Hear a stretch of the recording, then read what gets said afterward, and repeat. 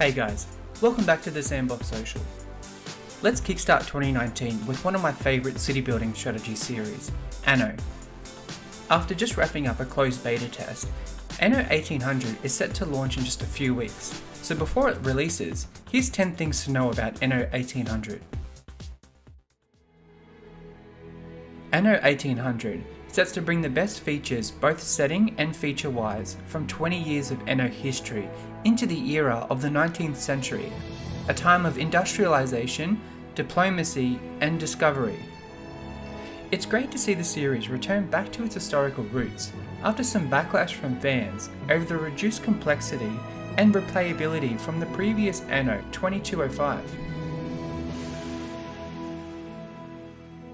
A new feature coming with Anno 1800 is the Happiness tab.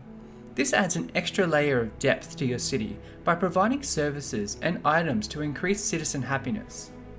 A happy population pays higher taxes, is less likely to riot, and can organise festivals which boost cities' attractiveness. Happiness is influenced by 5 factors: luxury items, island peace, pollution, and news. The newspaper is an interesting new addition to the game. It will display favourable milestones within your empire, alongside any negative issues plaguing your city. News can either have a positive, negative, or no effect on your city, depending on the nature of the event. You do have the power to shift the balance of these effects though, using propaganda, by spending influence points to make edits to the newspaper for positive buffs.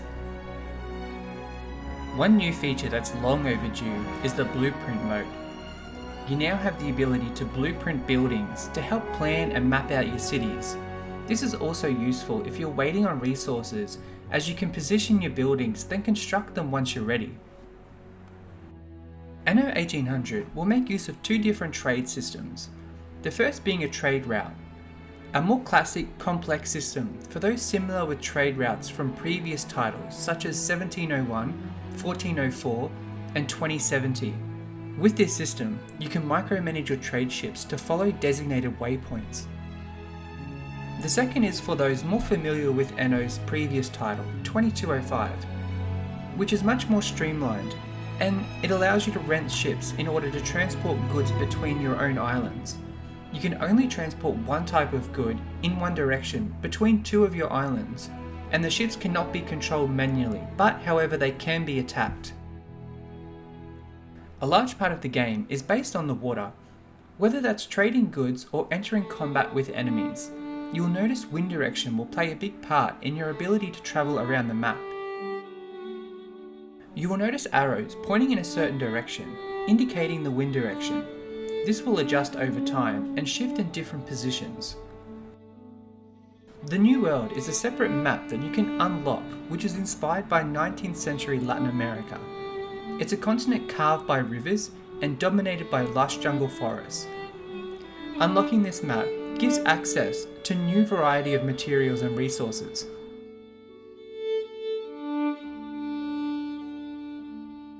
Every residential tier will come with a new ornamental set, ranging from trees, benches, or city stands.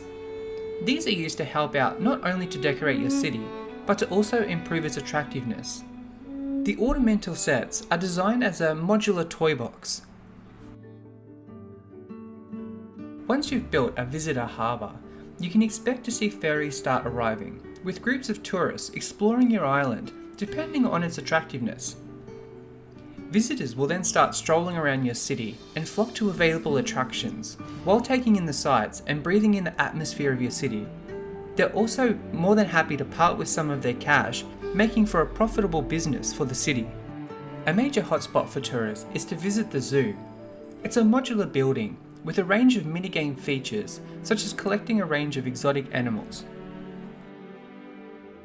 Once you've reached the 4th residential tier, you'll gain access to power plants to start supplying your buildings with power and significantly boost the productivity across your land. This allows you to grow your city without losing crucial building space. Electricity will also have a visual benefit within the game world, with electrical poles on your streets showing you which areas are connected to the electrical network. I hope you guys enjoyed this 10 things to know about Anno 1800. As a huge fan of Anno 1404, I had a lot of fun testing the beta, and I really look forward to seeing its release in April. Let me know if there's something that I missed that you're excited for. And until next time, happy sandboxing, and I'll see you in the next video.